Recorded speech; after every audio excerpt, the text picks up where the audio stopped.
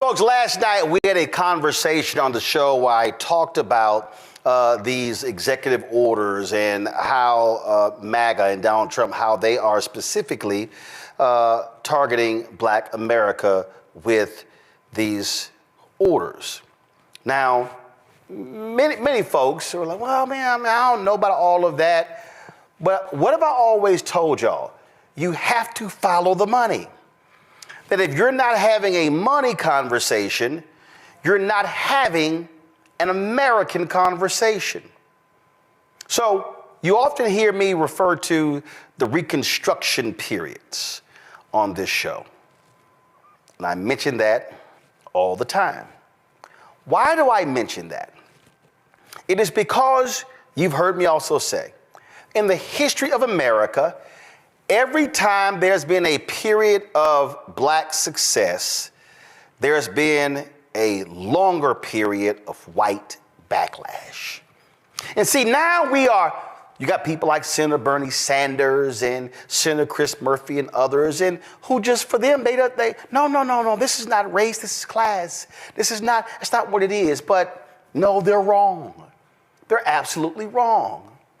See, what you have to realize is that if you go back to the first Reconstruction, and if you really want an understanding of this, and I guarantee you, if Greg was at home, he would reach back and grab it if he was there.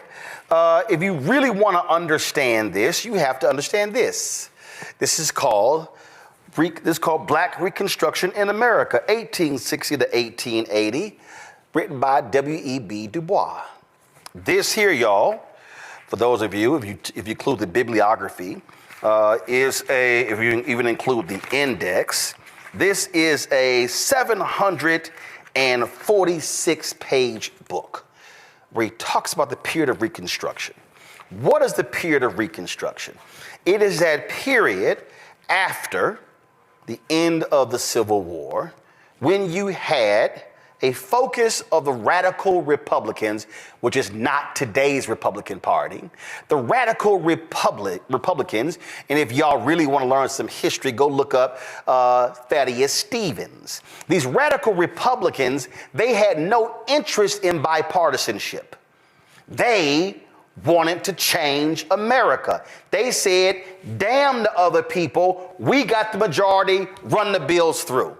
And that's how you got the 13th Amendment, the 14th Amendment, the 15th Amendment, which are called the Reconstruction Amendments. That's when you begin to look at the Civil Rights Act that was passed in the 1860s that provided a framework for African Americans to be able to access, listen to y'all, contracts. I don't think some of y'all heard what I just said. One of those laws that was passed. It was not passed in 1854. It wasn't around the same time as Dred Scott decision. This particular act was passed because the radical Republicans understood that coming out of Reconstruction, that the freed people of African descent needed to be able to access the economic levers of the country in order for them to be able to move ahead. Now, this, if you look at real quick here, I pulled it up. You see this AI overview. The Civil Rights Act of 1866 was the first federal law in the United States to define citizenship and protect the civil rights of all citizens. It also was a bill that dealt with economics. It was economics. And so what began to happen during Reconstruction? I would argue at the Reconstruction period, the first one, is the most successful period in the history of America for people of African descent. Because what happens during the Reconstruction period, you then begin to see freed people of African descent running for state legislature. You see them being elected to Congress. Do y'all realize that which we now know to be hardcore right-wing Confederate, the first state that seceded from the Union because they wanted to support slavery, South Carolina, that had a majority black legislature? Because you know why? The black folks at the numbers.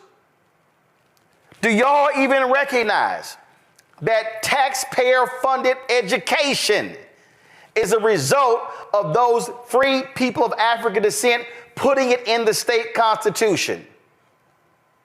James D. Anderson's book, The Education of Blacks in the South, 1860 to 1935, details that.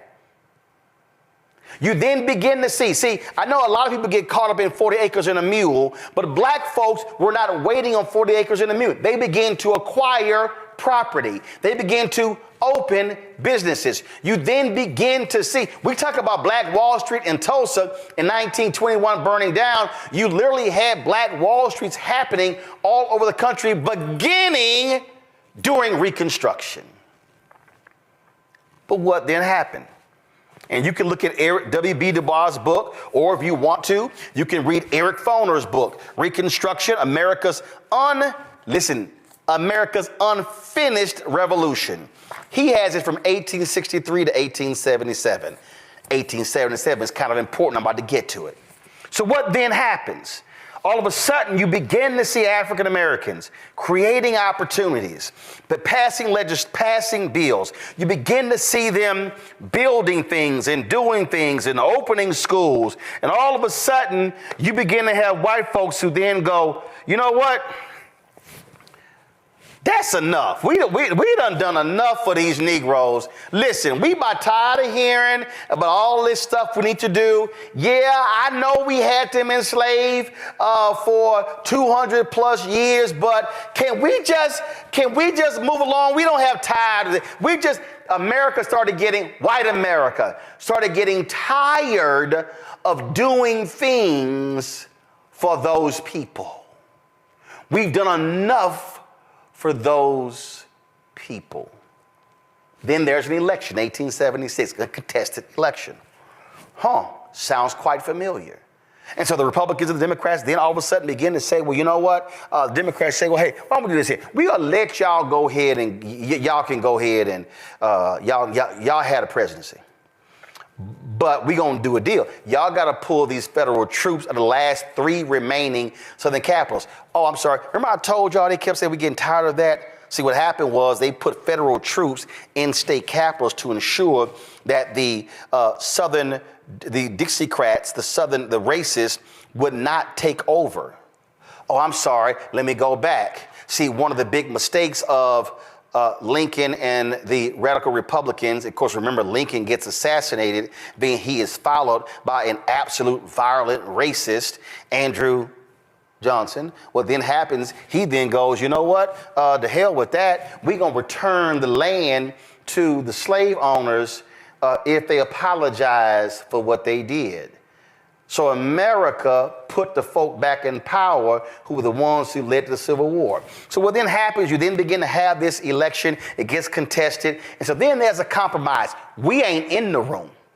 The white folks were making a deal, and that's known as the Great Compromise of 1877. Do y'all know what came after the Great Compromise of 1877? The Reconstruction period ended. That's when the period of Jim Crow started.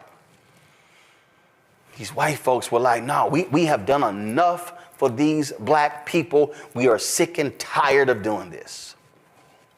So then we come around to a second Reconstruction. All of a sudden, Emmett Till gets killed August 28th, 1955. Then all of a sudden, you have these black women in Montgomery, Alabama, the Women's Council, who were organizing, and they were doing what they were supposed to do. Then all of a sudden, you then begin to have these black women. It was not the black preachers. It was not the black men. It was the black women in Montgomery, Alabama, who were the ones who started the Montgomery bus boycott. Then Rosa Parks sits down. Then it begins December 1st, 1955. They begin to bring them to their knees. But understand, Montgomery, it went all the way to the Supreme Court, but the Montgomery buckled because it was a money thing, y'all.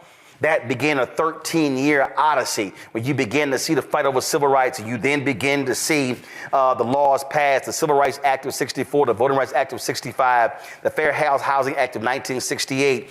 And guess what happened? You had these Republicans who actually were supportive of civil rights, and all of a sudden Barry Goldwater runs for president in 1964. He was a senator from Arizona, and then what does Barry Goldwater do? Barry Goldwater then he opposes the Civil Rights Act of 1964. That was his bedrock. King was so offended by that King actually campaigned for President Lyndon Baines Johnson in 1964, something that he never did. But they said it was so important for Goldwater not to win because Barry Goldwater was going to stop civil rights in its tracks. Why is that important? Why is Barry Goldwater's opposition to the 64 Civil Rights Act so important? Because the 64 Civil Rights Act dealt with public accommodations. It dealt with you couldn't bar people from restaurants and transportation. It went on and on and on. Oh, well, I'm sorry, that means that you couldn't bar people. You could not discriminate against people. And so guess what? They inserted women into the 64 Civil Rights Act. That racist from Virginia, Judge Smith, thinking that would kill the bill, it actually helped pass the bill. That's important because you can now go to Title IX, and that's one of the reasons why it was passed, because of the 64 Civil Rights Act. It's a provision of the Civil Rights Act. So why is this important? Because what happens? King gets killed April 4th, 1968, assassinated. 69, Nixon becomes president. Arthur Fletcher brings in forth affirmative action. You have a period from 68 to the early 80s where black mayors begin to take over. You begin to see contracts, quotas, affirmative action, dollars. Second Reconstruction. You had dollars flowing during the first one. You had dollars flowing during the second one. All of a sudden, you get to the 80s. Nixon, he's gone. Carter's president. Reagan runs. Oh, the same President Ronald Reagan, who he was governor of California, running for governor of California, supported a bill for white folks not allowing them not to sell their houses to black people. Some of y'all gonna pay attention. The same Reagan who became governor, who when the Black Panthers brought their guns to the state capitol, they immediately outlawed carrying long rifles. They said, oh, hell no, even though that was actually legal. The same Reagan who changed the rules that caused for tuition in college for you to be charged because they did not want the regular, ordinary, common man to become educated. Man, some of y'all are gonna have to learn some damn history. So what then happened? So here you've appeared from 69 to about 82, 83. And Reagan wins in 1980, inaugurated in 1981. What does Reagan then do? Reagan begins to go after affirmative action programs. You then begin to see the lawsuits happen. Then you begin to see the decisions coming down out of the Supreme Court, where they then began to put constraints on affirmative action. That's an economic situation. And Reagan, in his 8 years, begins to unleash holy hell economically against black people.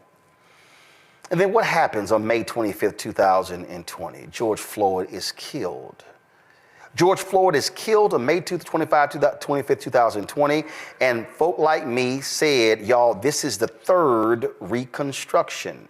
We said in that aftermath that unlike the first two, which largely focused on civil rights, although economics was a part of it, this should be solely focused on civil rights. What happens in the aftermath of the murder of George Floyd? You begin to see white people and Latino folks, and you begin to see Asians protesting, shutting companies down, forcing them to make economic commitments to be change agents. And white conservatives went, oh shit. We can't have this. We cannot have a generation or two of young white people who are reading and being educated about the real history of America. There's no coincidence. The attacks on critical race theory comes after George Floyd's death. Oh, some of you may say, well, I still don't understand. What's the deal here? Because the attacks on CRT and the attacks on wokeness were all designed to drive a wedge through conscious white people and the folk who wanted to keep the system the same. You had white people in companies who were forcing them. Adidas announced a $10 million commitment, and the white folks in the company lost their minds so much the next day the CEO said, oh, it's going to be $100 million. Companies pledged 30, 40, 50, 60, 100 billion in economic commitments in the wake of the death of George Floyd. And then the right said, no, we cannot have this. Oh, no, hell no. Remember, May 25th, 2020, Trump was in the White House. We cannot have this, because if we have this coalition of young white people who now all of a sudden becomes conscious, who all of a sudden becomes awake, then all of a sudden we are guaranteed to lose elections in the future. And so what do they then begin to do? They begin to complain about books. They begin to complain about what they're seeing in libraries, and what then happens. They begin to run for school board. Moms for Liberty begins to rise up. And so they take all of that fury in 2021 and begin to win. And that goes into 2022. It sets up the return of Donald Trump. But what a lot of people have been missing is that Brown versus Board of Education decision in 1954 leads to, of course, in 1955. And all of a sudden, you begin to see the changes made by those federal judges. And so the hardcore right goes, damn it, we got to combat this. And the civil rights laws beginning to come in 1960. And they said, no, we can't have this. And then all of a sudden, because of what black people did, fighting for civil rights, and then it was black people's fighting for civil rights, which opened the doors for immigrants to be able to come into the country. Thank you, Indian Americans. You're welcome, Pakistani Americans. You're welcome, Asian Americans, because that's black people make that happen. Then the white folks said, oh, hell no. This all of a sudden, this multiracial America, we ain't having that. That's why you begin to see rich folks, the Mellons of the world, begin to fund the Heritage Foundation, fund the conservative think tanks, because they needed to establish a structure to reframe America, because we cannot have a multiracial America where these people are going to be in power. So we are going to attack economics, affirmative action. We're going to attack voting rights. We're going to attack everything which is the underpinning of the society. All these things happen, which is why, folks, you have a Robert Mercer, billionaire, funder of Breitbart. What does he do? This is what he said. Go to my iPad.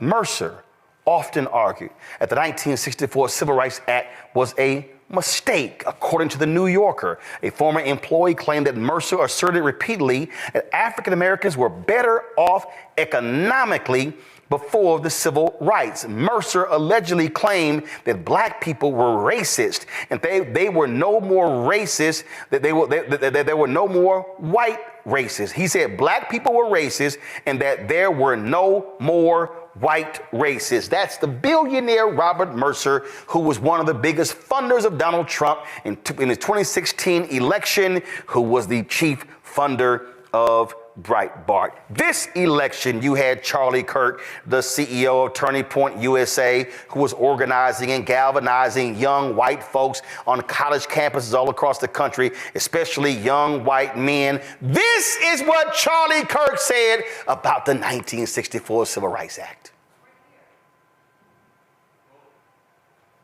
Be clear, created a beast, and that beast has now turned into an anti-white. weapon. Yeah, and that's the reality. And so we just need to fundamentally relook at a lot of our civil rights legal regime. And without that, even though I don't think it's sort of the magic bullet, but I think without that, there's limits to the amount of progress we're going to make. Let's talk about discourse and dialogue.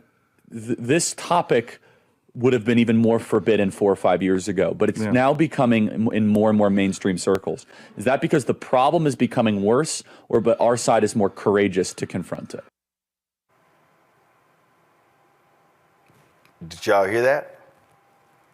We couldn't talk about this 4 or 5 years ago, but now we can. That's a person who literally has the ear of the person sitting in the Oval Office. We do not understand that the executive orders that have been issued this week, the attacks on affirmative action in colleges and admissions, they are getting rid of programs, scholarship programs. They're getting rid of internship programs. They're getting rid of access. What this is about is the complete attack. And this is the goal of exactly what they did in 1877. This is no different than when the white racists in Mississippi convened the Constitutional Convention in 1890. And they said, we cannot let these niggas keep voting. Oh, I know, I'm sorry. Supreme Court Justice John Roberts, he doesn't use that language, but it's essentially what they did when they gutted Section 4 of the Voting Rights Act. The attacks on Section 2 of the Voting Rights Act.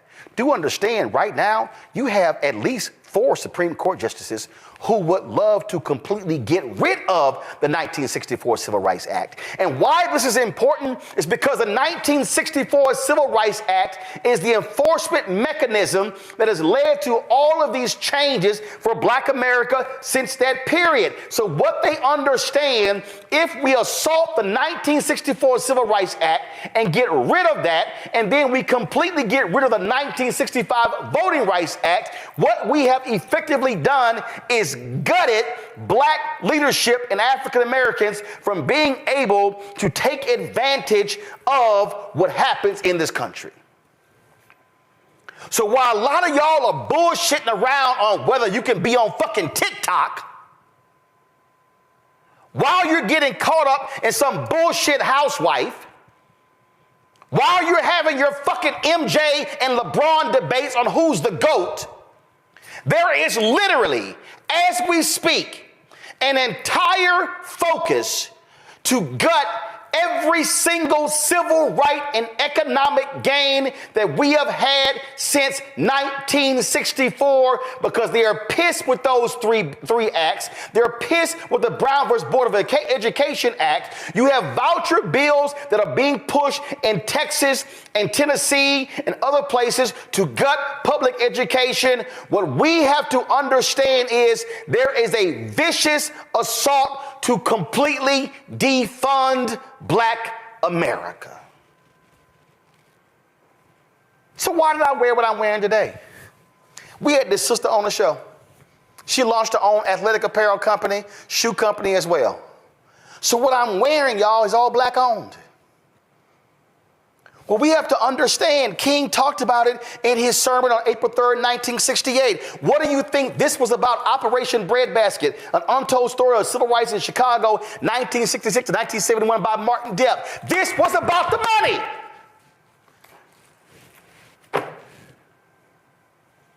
And when you have corporations who are now afraid, who are scared to death, oh, Costco is standing up to them. McDonald's buckled. Walmart buckled. Jack Daniels buckled.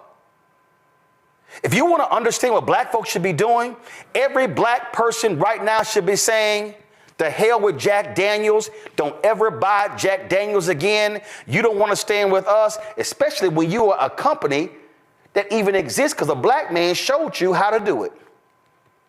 We should be saying, get Uncle Nearest. Black folks should be saying, Hennessy, where do you stand? Yeah, we're going to stop drinking your stuff too.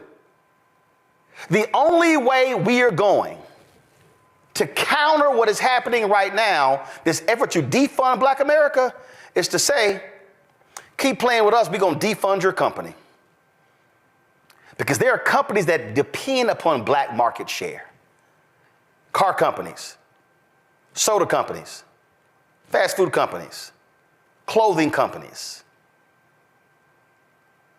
Black America, music companies, entertainment companies. But the question is, do we have the actual courage to use the power that we have? Greg, I'm going to go to you first because we don't. This is about the money, and the money is about power, and the power is about control. And they are executing an agenda, a radical agenda that will absolutely do economic harm to black people for the next century.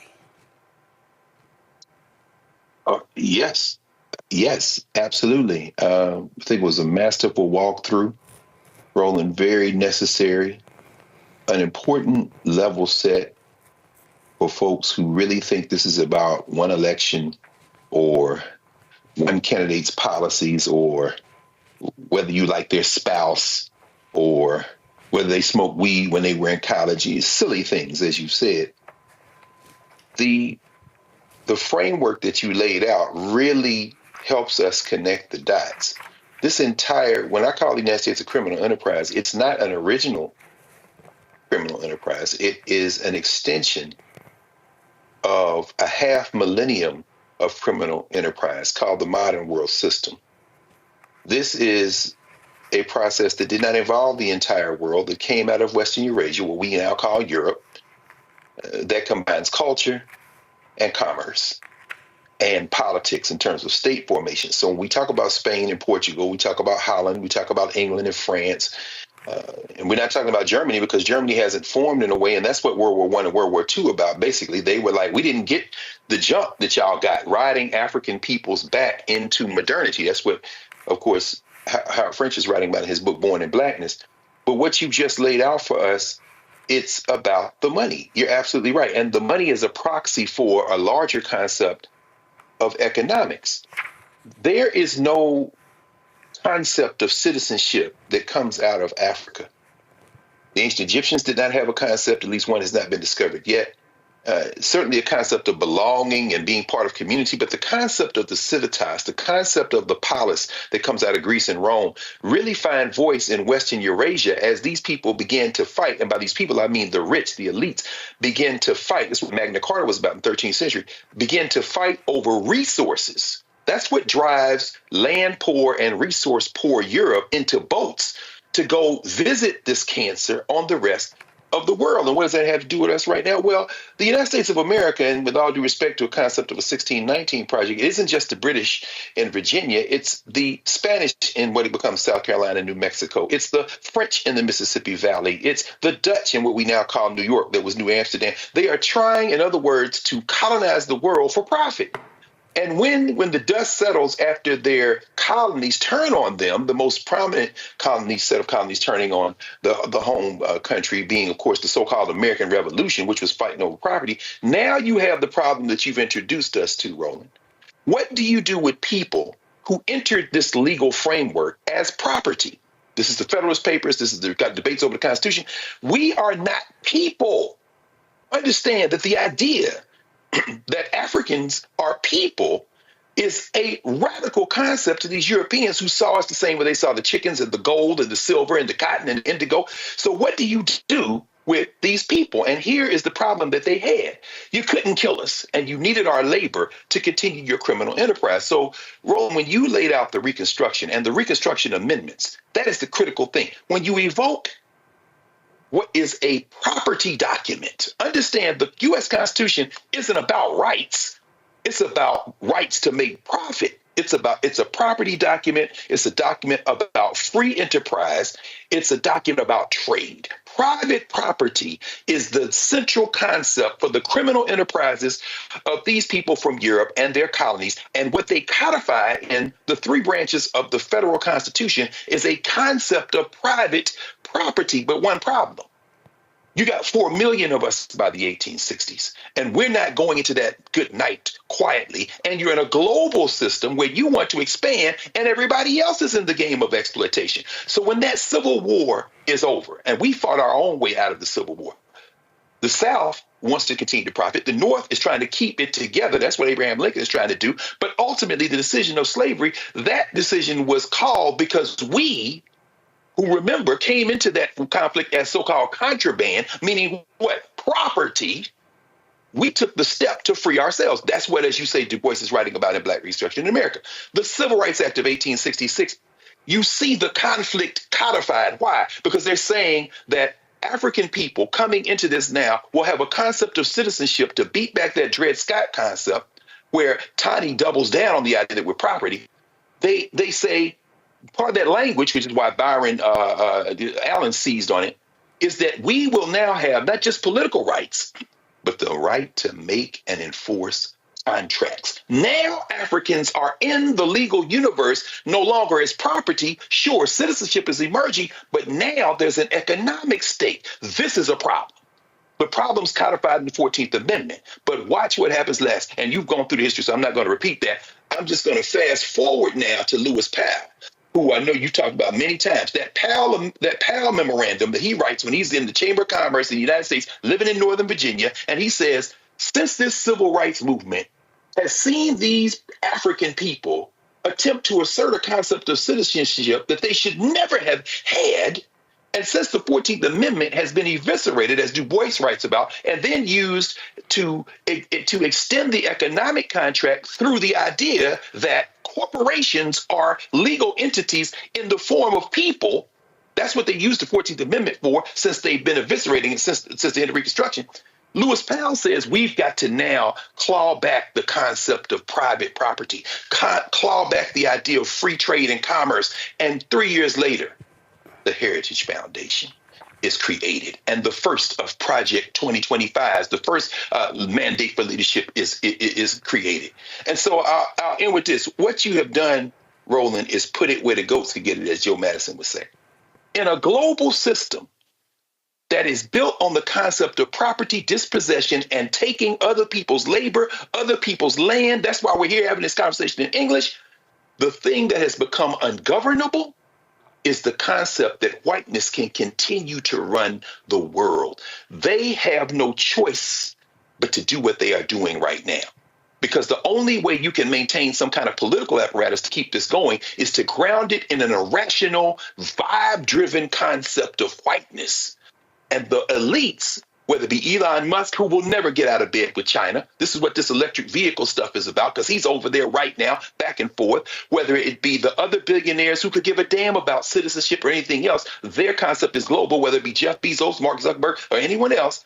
At the center of this is this unruly group of people, these Africans, these indigenous people, these people who simply refuse to die and refuse to go away. You cannot pour your hopes and dreams into this concept of the United States. What you have to pour your hopes and dreams into is yourself, and take a page from every other group in this 500-year fight who have put themselves first, and then you stand from a position of strength to begin to negotiate. But you talking a language they don't understand when you start talking about we are Americans, we're better than this. Nah. And you just walked us through why. See, people literally don't even realize how they get played, Nola. This is what the twice impeached, criminally convicted felon in chief said on Monday at the Insurrection Fest at the U.S. Capitol.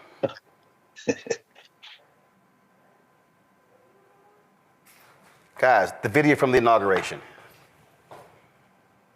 You had it up earlier. Yes, the video from the inauguration. They're requested when he thanked black people. We had a powerful win in all 7 swing states, And the popular vote, we won by millions of people. To the Black and Hispanic communities, I want to thank you for the tremendous outpouring of love and trust that you have shown me with your vote. We set records, and I will not forget it. I've heard your voices in the campaign, and I look forward to working with you in the years to come.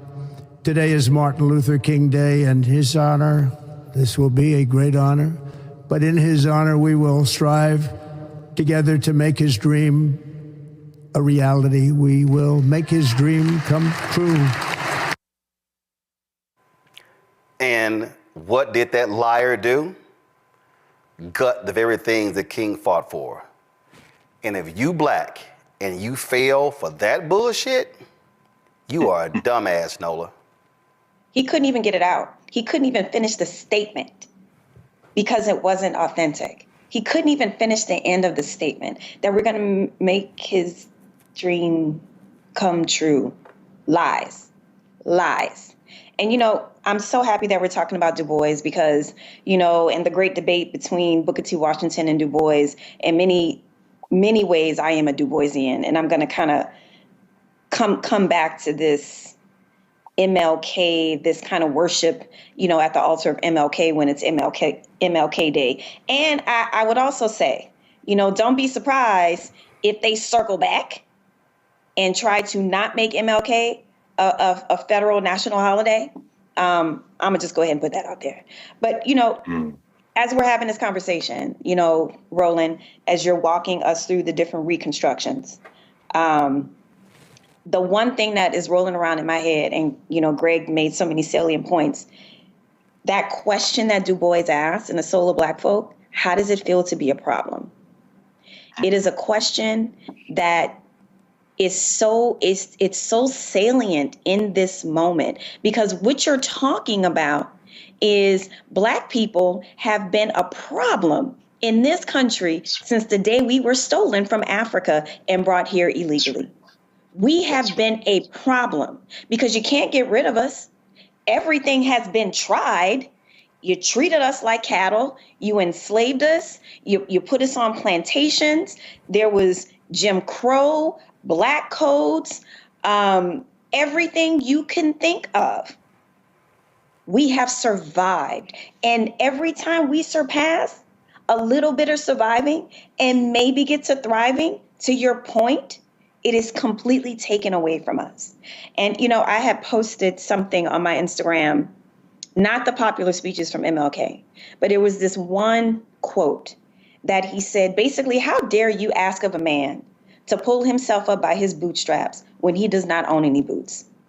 That's paraphrasing.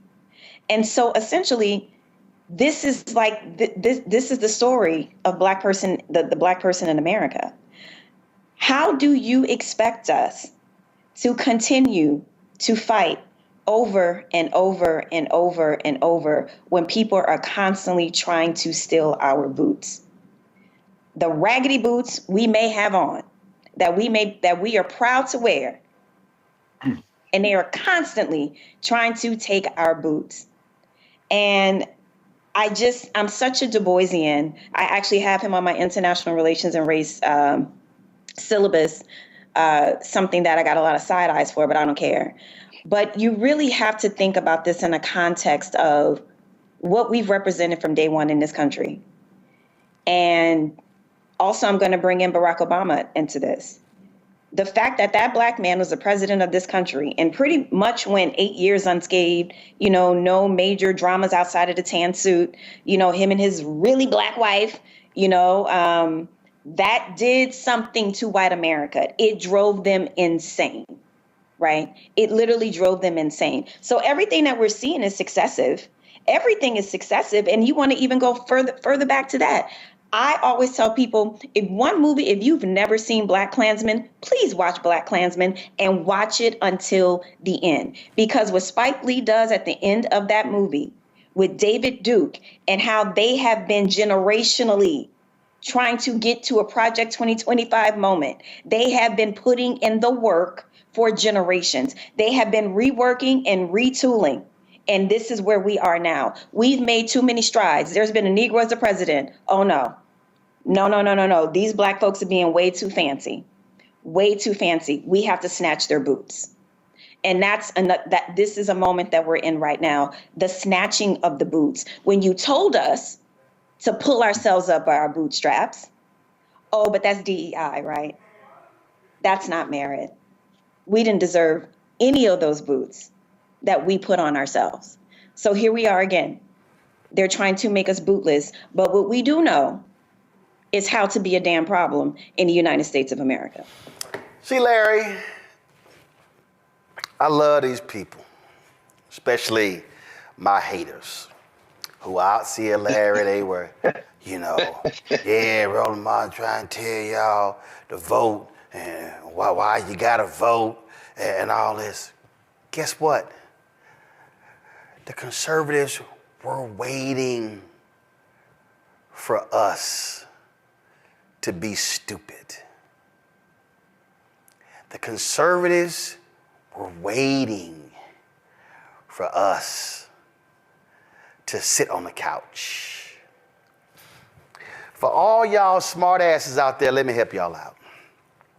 Do y'all know the justification that Chief Justice John Roberts gave for gutting Section 4 of the Voting Rights Act?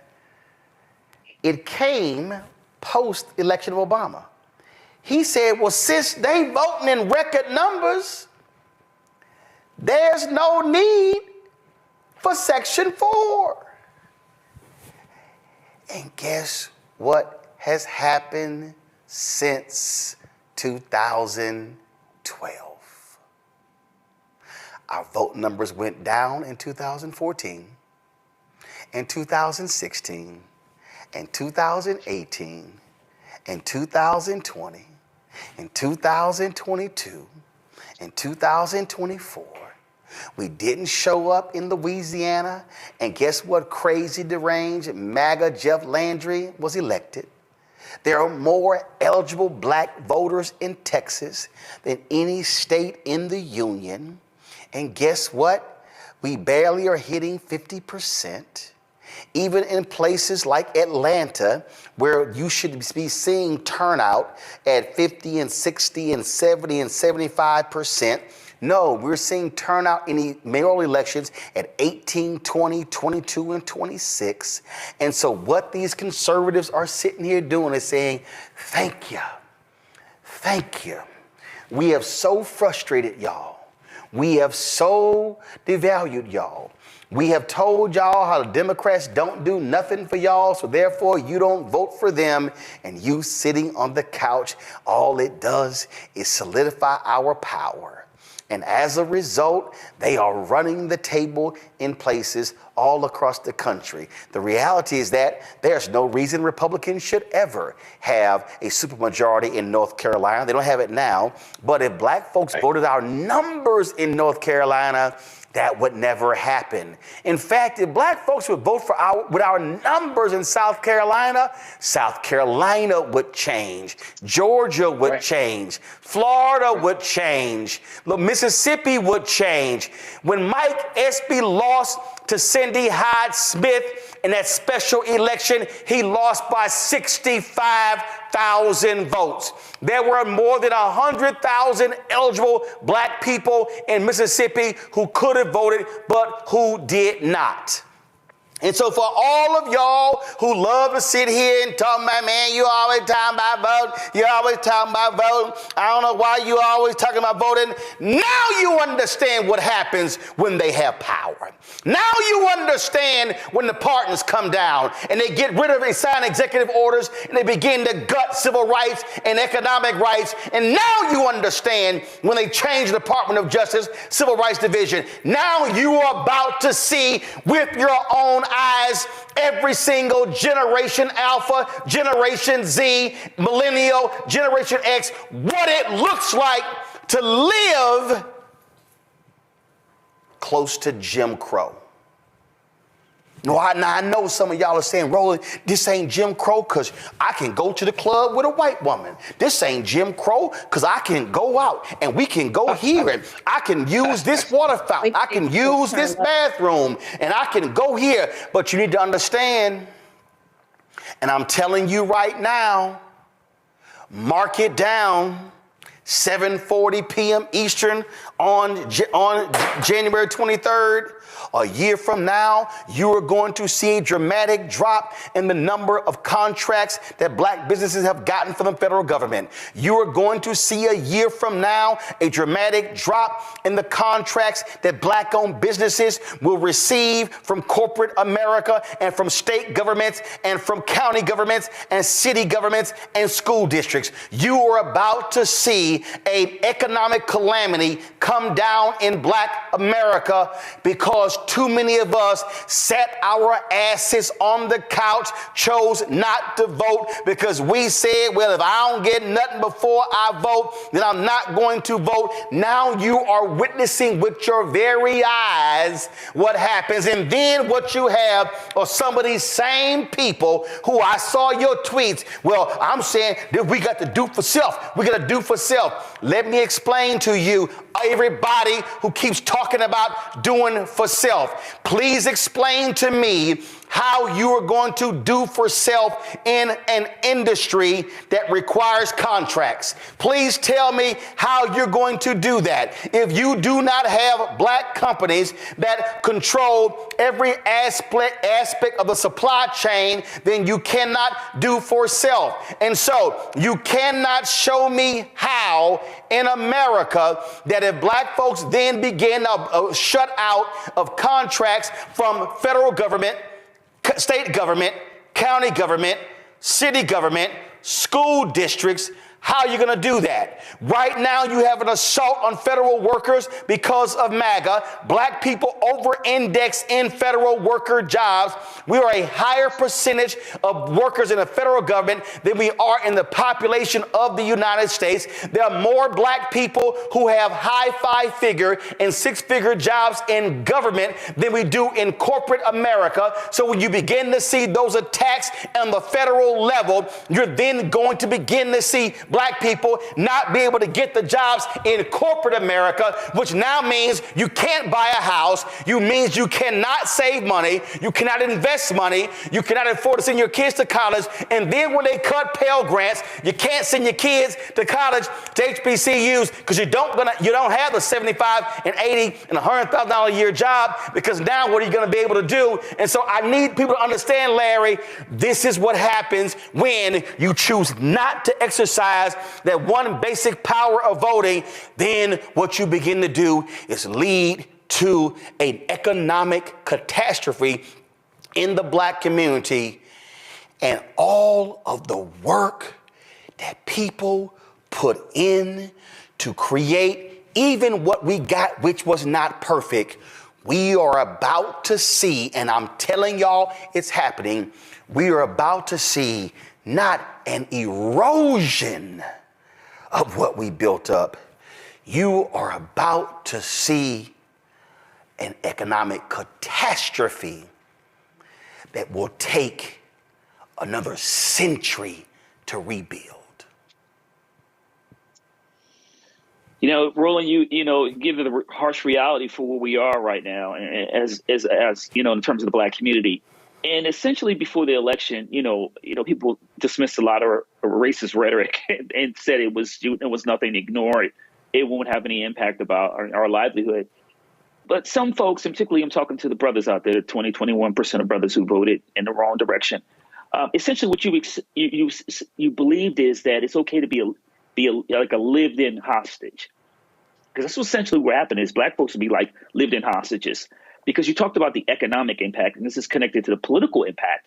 I also want to mention when you provided that timeline, one of the things we need to do, what's really important is folks need to make sure they educate themselves. So I'm going to recommend you read Just Permanent Interest by former Congressman and CBC, one of the founders of CBC, William Clay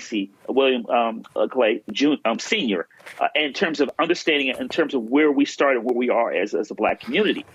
And so Roland, your point about how long this is going to take in terms to to reverse all these issues that we want to deal with as a community. And I don't think folks are really prepared. You know, we've seen the last 48 hours. It's essentially kind of like a shock and awe in terms of the executive orders. But we talk about there's a significant number of black folks who work for the federal government, not only in the D.C. area, but throughout the United States. And so you see essentially put out a rat request if there are any DEI programs that they think they missed. If you don't report it, they're going to fire you too. So now you're going to have folks turn on other people who maybe have nothing to do with DEI, submit their people's names, and they may lose their job.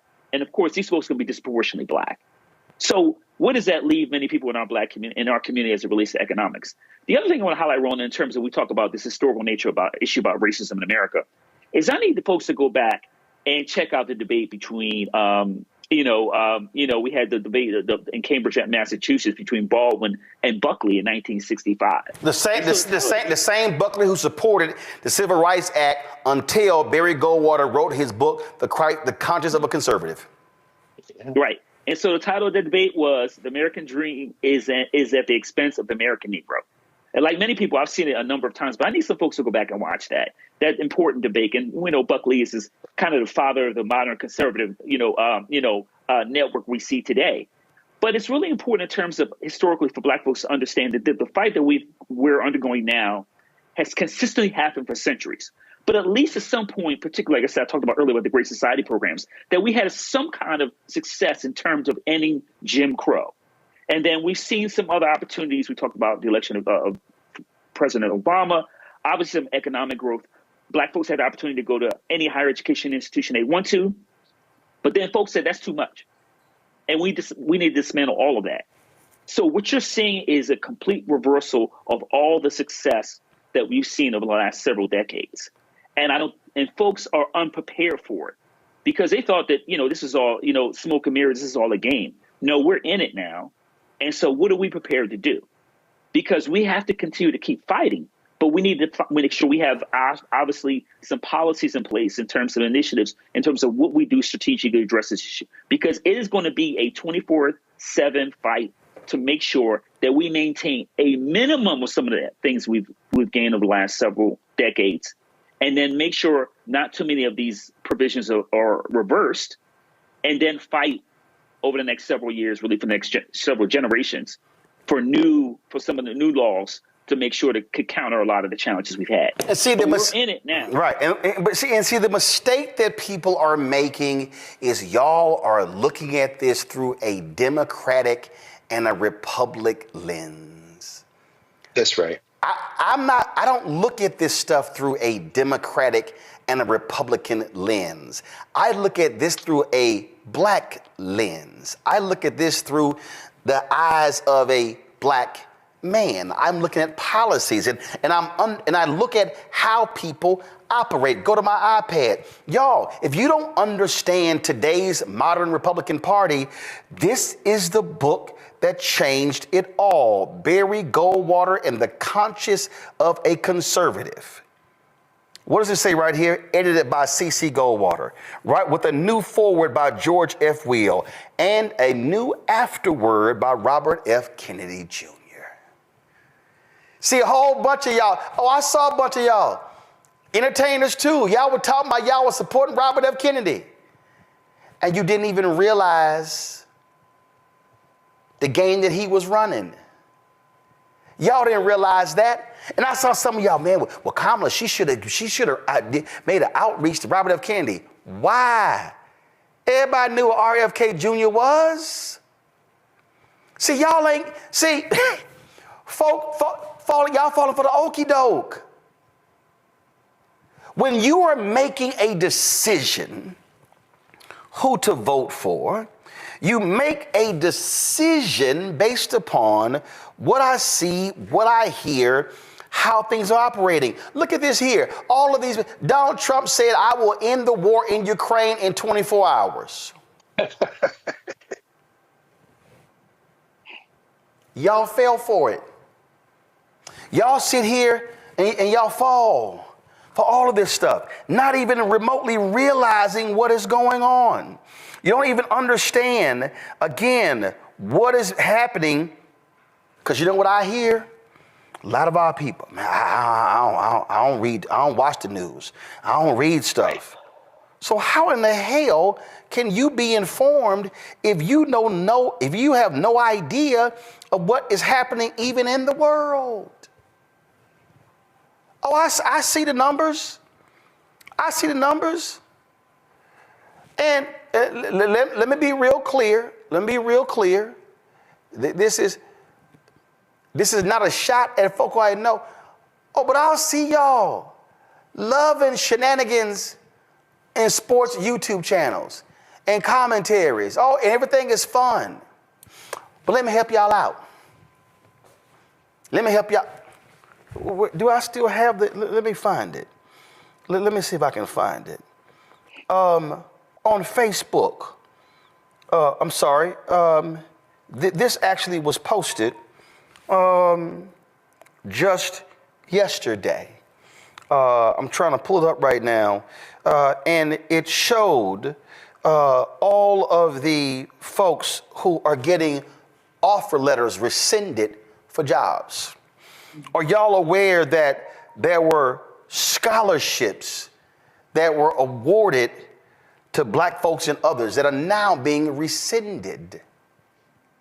Are y'all aware that there are people who had jobs in the Department of Veteran Affairs where they're trying to take care of America's troops, and they are rescinding jobs for those people? Oh, if y'all want to have the conversation, we can. And so what is happening before our very eyes, we are literally seeing massive changes take place.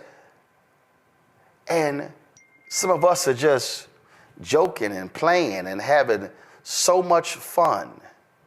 But I'm warning you, and they're not understanding this, Nola.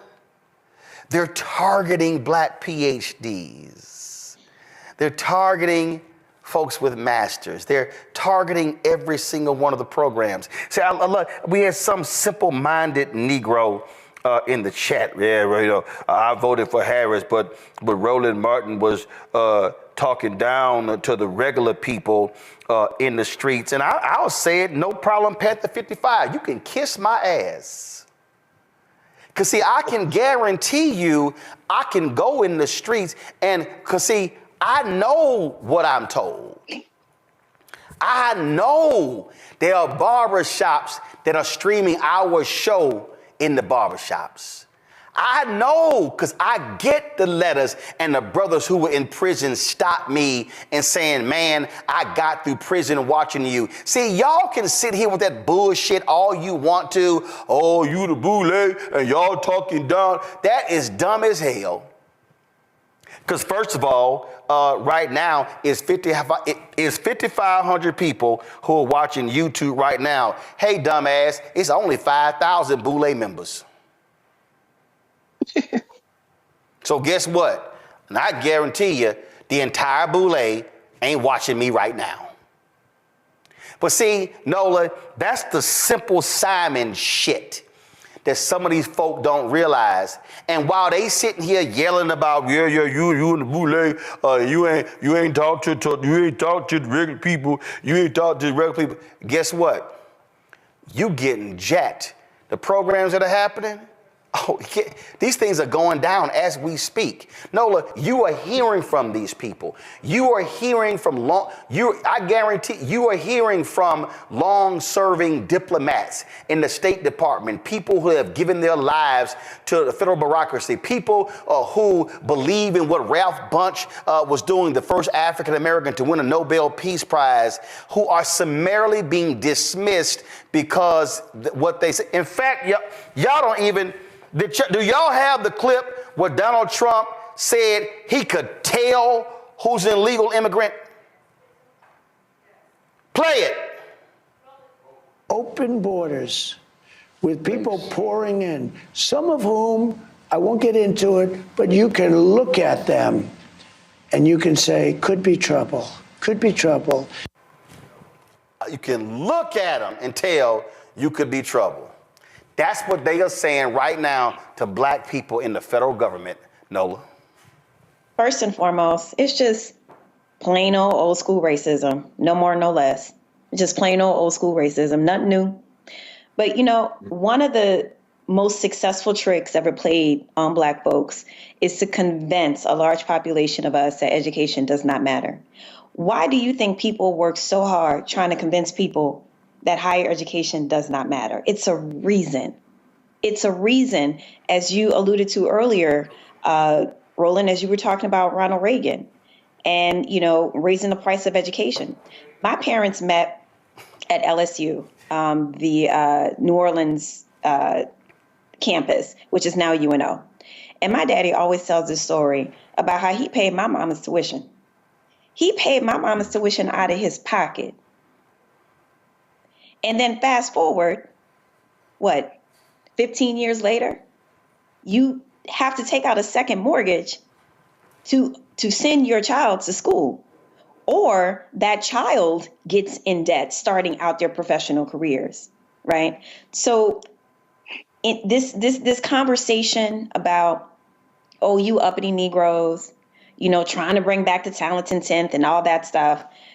At the end of the day, it is so easy, Roland and everybody on this panel, to my colleagues, to seduce angry, ignorant people. And I'm not calling folks out there ignorant, but what I'm saying is, it is. I'm calling the ignorant. Go ahead. I knew you were gonna come in. I knew you were gonna come in. I'm gonna call the ignorant.